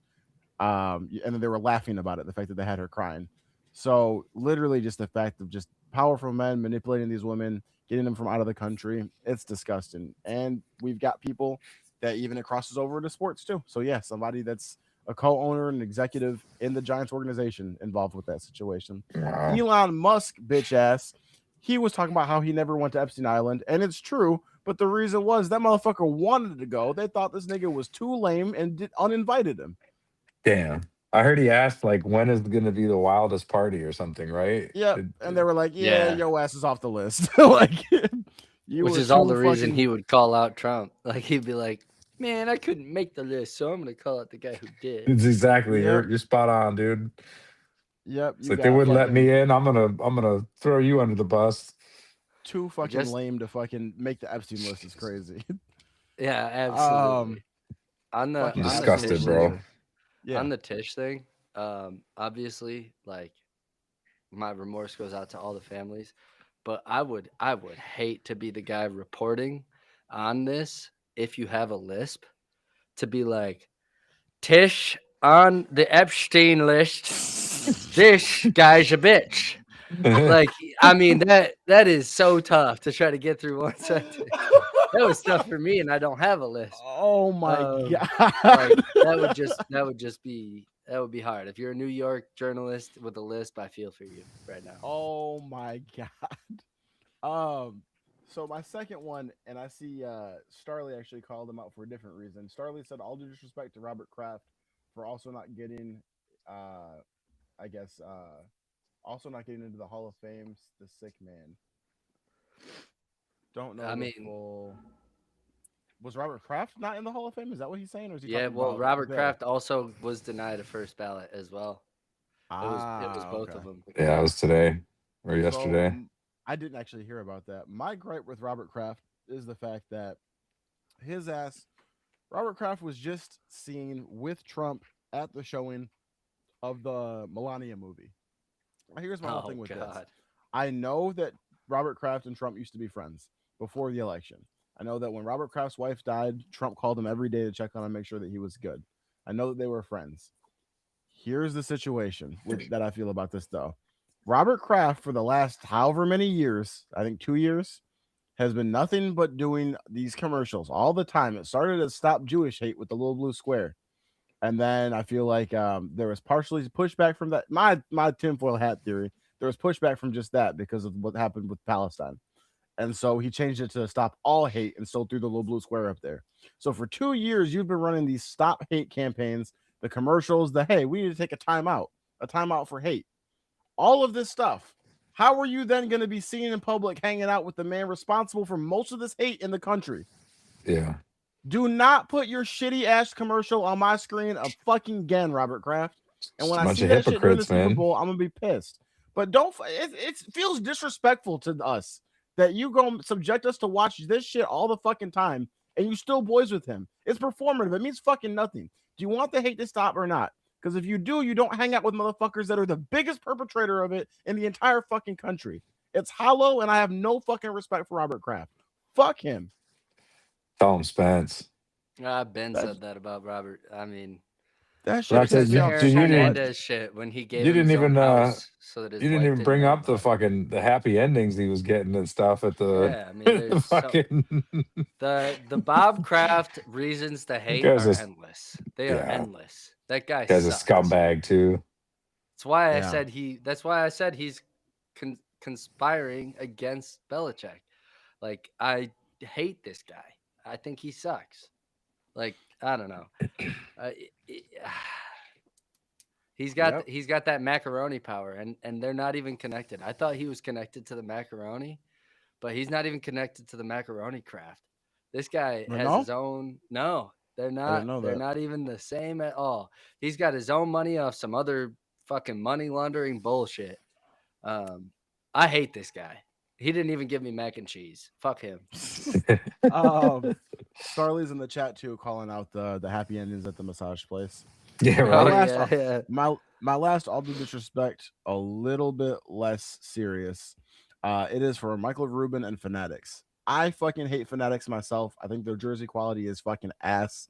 I really do not like them. You should see the pictures of them; they're terrible. My experience with Fanatics is the fact that a while back they had this promotion back before they had their own sports book, and they were like at another sports book they were partnered with. I can't remember what it was called, but they were basically like, hey, if you put your little $50 in here and make some bets on it, we'll give you a jersey of your choice from the Fanatic store.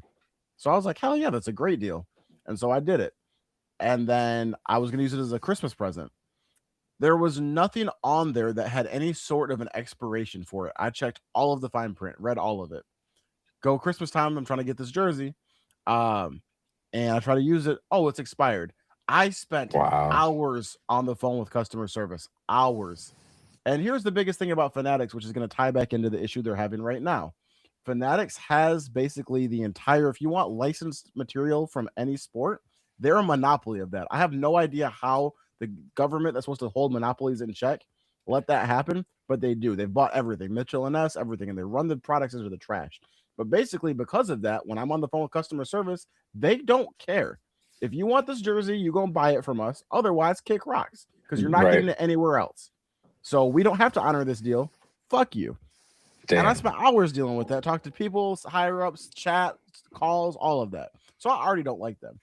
And I was seeing the quality of the jerseys this season for the NFL. I don't know if you've seen them; they're terrible. But it's really come to a head with the ones that they have for the Super Bowl. And the outcry for those has been so bad they had to make a statement.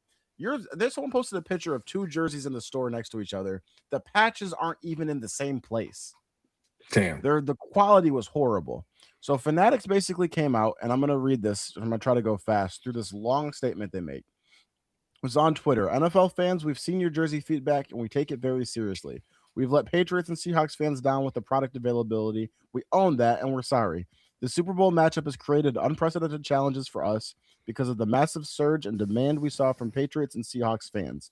Both teams went from missing the playoffs last season to being in the Super Bowl, an incredibly rare occurrence that led to these two fan bases buying nearly 400% more jerseys than Thanksgiving versus last year. Even though we ordered substantially more jerseys for these teams than ever before, we've struggled to meet the overwhelming demand to keep color jerseys in stock, which we know is your expectation. As sports fans, we understand your frustration and we will work tirelessly to be better. We're bringing in more team color jerseys daily and offering alternative options in the meantime. We've heard questions about the quality of these alternate jerseys and can assure you that despite some unflattering photos, hold on, I had to switch things. Despite some unflattering photos, these jerseys are identical to the Nike replica game jersey, one of the highest consumer rated items we carry, built on the core template. Yada yada yada yada. Basically, if you want to return them, you still can, but it's the same quality, and we're gonna work to satisfy you. The issue being, once again, there's no alternative. If you're the Yeah, if only you want a people that Super can Bowl sell licensed jersey, gear, yeah, exactly. if you're the only You person that got can to sell get it. licensed gear, you should probably have your shit together. We don't want to hear 2 days before the Super Bowl, "Hey, we fucked up. My bad." But Sorry, they we can didn't do order it because enough jerseys. there's no competition, and the Sounds like a quality bunch is of bullshit terrible. excuses to me, man. I mean, Oh, absolutely. Those bullshit Super Bowl jerseys were 20% markup, and they had nothing in stock that you could have got 2 weeks damn. prior. You could have Yep. got that shit. It without knowing the Seahawks would have got to the Super Bowl. That shit was being sent to you fresh out of a freaking sweatshop. But And they don't look good. And they're talking about unflattering photos. The jerseys look like shit. And Oh we're yeah. going away from the hand stitched names on them and stuff. It's just the fucking press on. This shit peels off. All their shit is, and I've got some jerseys too, and the quality is just not good. Some of the Right. better jerseys I've seen are the fucking knockoffs where people actually hand stitch those motherfuckers. But if you want license, you got to go through the fucking Fanatics machine that fucks you. So I'm Yep. happy as a Fanatics hater that they are finally getting the hate that they deserve on a big scale. Will it change anything? Probably fucking not. Damn. No. Just Just like Epic Games, nothing will change. Spencer will just not participate in anything they have to do. like Madden EA. Yeah. Yeah. Yeah. All right, let me hit y'all with this breaking news, right? The Golden State Warriors have just made 2 moves. The first one is not super important, probably. They traded center Tracy Jackson Davis to the Raptors for a 2026 second round pick. But more importantly, the Warriors are trading Jonathan Kuminga and Buddy Hield to the Hawks for Kristaps Porzingis. Ooh. Ooh. How's this hit you Oh, guys? I like that for Golden State, baby. Let's You gonna have go. Steph and Kristaps? Oh yeah. And they got Yep. Draymond That's still, and that's sick.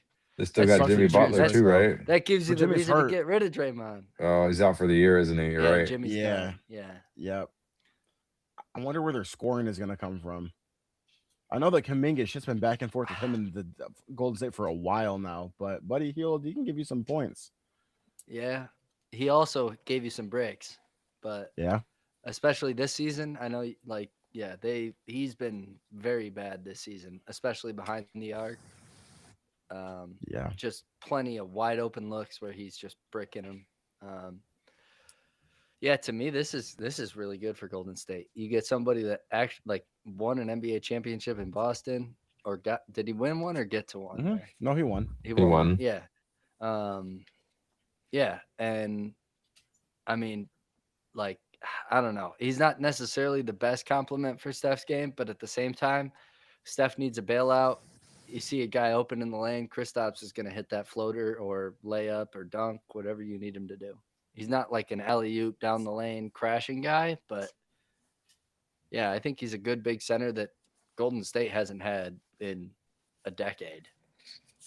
Matt, what you think? How old is Porzingis though? Like, That's exactly what I was thinking. I'm not sure. I We can mean, look this up. How But old that's is what I was Steph thinking. Curry? Okay. No, but that's the point. Is they're just Steph's aging ancient. out. Yeah, They got just keep old it going. Steph. Yeah. They got old Draymond. They've got Jimmy, who's already hurt. Kristaps has been hurt even during his championship run. He didn't play the whole finals. He was hurt. I remember people thought he had AIDS because of his availability. I'm not joking, because of his I know. availability was so up and down, That just and it threw would me for a fluctuate loop. that people thought that he had like AIDS or something that was messing with his immune system. So I'm not sure how much this helps them extend the dynasty.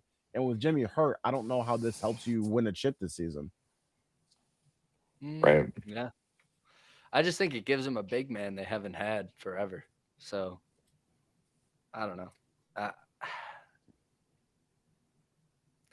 I think Golden State wins the trade. I don't know if it's enough to get them, through a conference championship or anything like that, but I'm just saying that they won the trade. Kristaps is 30, Matt. Okay. They still got a couple good years left in them, I would say.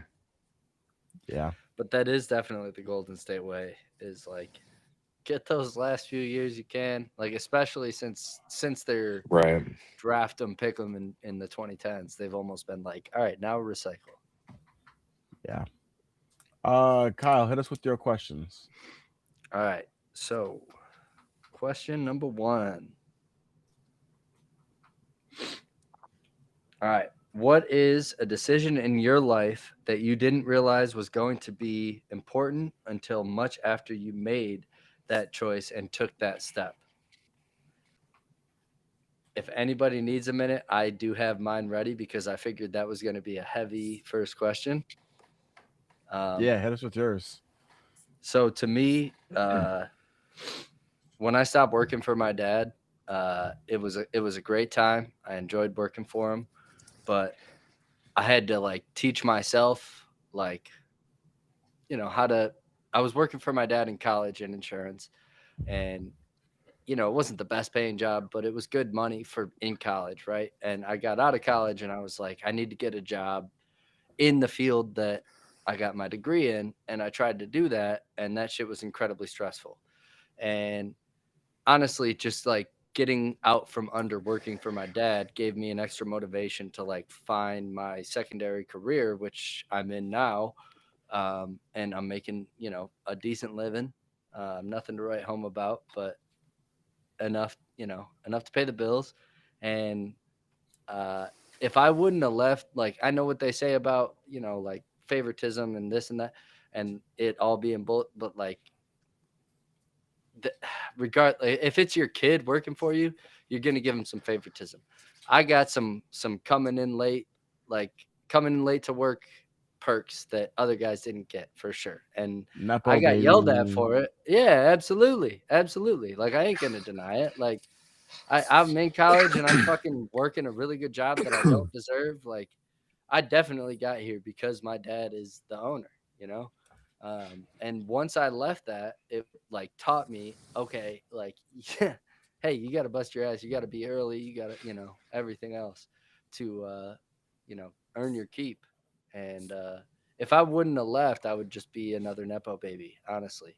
But I'm incredibly glad I did because it taught me, it just reminded me how to work hard and what it takes to fucking have a career. So, yeah, that's my big decision. Leaving my nepo lifestyle. How about you guys? um, when I was the summer after I freshman year of college, I would stay at home with my parents, and uh, you guys both know John. He's from the same area as me, so Yeah, I had an issue with my phone one time, so I had to go into T-Mobile to have them look at it. And the guy who worked there was cool as hell. And we got to shopping it up and stuff like that, and just fucking around, being like, "Hey, y'all hiring?" And he hired both of us. Whereas a oh, third that's party cool. T-Mobile location, motherfucker hired us like the next day. We started working there, and then that wound up being I worked at third party for a long time. Left third party after that. The organization was terrible, and then this fucking guy over here hired me into corporate. But had I never had I never I don't know what I was fucking just thinking. I was high that day or something when I interviewed you. but had I never fucking gone into that store and just been bullshitting with homeboy and got him to give me a job and John a job, then I never would have made that into a fucking career 8, 10 years later. So Shout out to appreciate you, Pancake Matt. Boy. What up, What about John? you? What about you, Matt? That's Man, hilarious. it's tough, man. I'm really trying to think of something that's not work related. A decision that I didn't know was that big of a decision in the moment, right? Isn't that I what mean, was you the have a question? kid, right? I'm just kidding. Yeah, it I'm wasn't just quite kidding. planned, Yeah, but right. uh, I think definitely like work related. I think I was getting into the weed business, man. I think I was very comfortable in cell phones, and I was working for T-Mobile.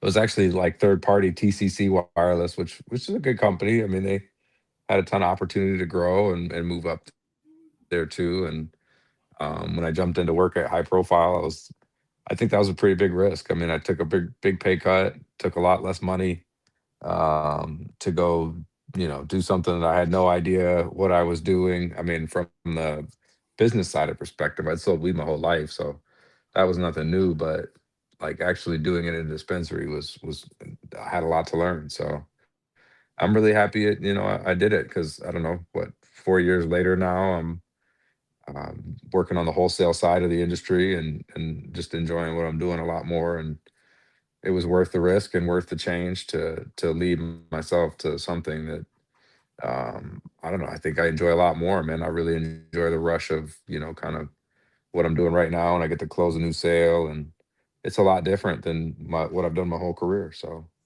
you never know what walking through certain door where certain doors are going to lead you when you walk through them, but just don't be afraid to take the risk. I mean, shit, for me, even with that, like getting the job, you hiring me, same kind of a thing. I mean, the connections I made from working there, like you and I are friends so many years later friends. I would consider you a mentor too if I have like business questions or career advice. Dante and I are still For friends. He's been sure. on the podcast. Chad been on the podcast before too. All met you guys from doing the same thing. Never knew that that would have been like For that. Just trying sure. to get a job in college. Yeah, Good true. question, Yeah, Kyle. it's how life goes, bro. Yeah, that impact is real. It really is. Uh, Second question for you guys. Hopefully, it's just as heady. Um, so, all right. So I'm gonna paint this as a scenario of it's two of your friends and they're a couple, right? And you're like a friend. Like we're all three males. So let's just say we're friends with the guy in the relationship. Um, what advice are you gonna give this person, right?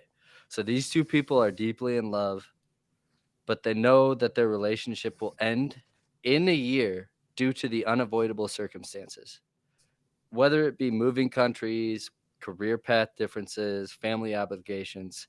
They are sure their uh, relationship is going to be over because of this circumstance, right? Is it better to fully invest in a relationship you know will end, or protect yourself from future pain? I go with I think invest. it's better to have loved and lost than never to have loved at all, man. Just enjoy No, it.